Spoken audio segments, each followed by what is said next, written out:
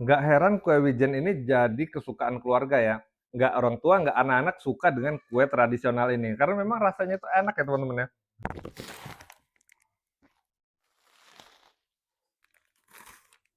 Hmm. Rasanya itu krenyes, renyah, manis gitu ya teman-teman. Nah, ini juga full dengan wijennya. Teman-teman yang mau juga dengan kue wijen seperti ini kue wijen yang sudah ada sertifikat halalnya ya, jadi aman banget. Nah, ini ukuran yang kita order kemarin yang 500 gram. Isinya sekitar 10 sampai 14 pieces. Nah, kenapa beda-beda? Karena ini memang dibuat dari tangan ya, jadi bentuknya itu nggak sama. Yang dihitung itu beratnya. Yang penting 500 gram ya. Teman-teman yang mau juga dengan kue wijen seperti ini, cemilan viral yang cocok banget ya pada saat kita lagi kumpul keluarga, nonton bola, nonton drakor, dracin, cocok banget sambil ngemil kue wijen yang seperti ini.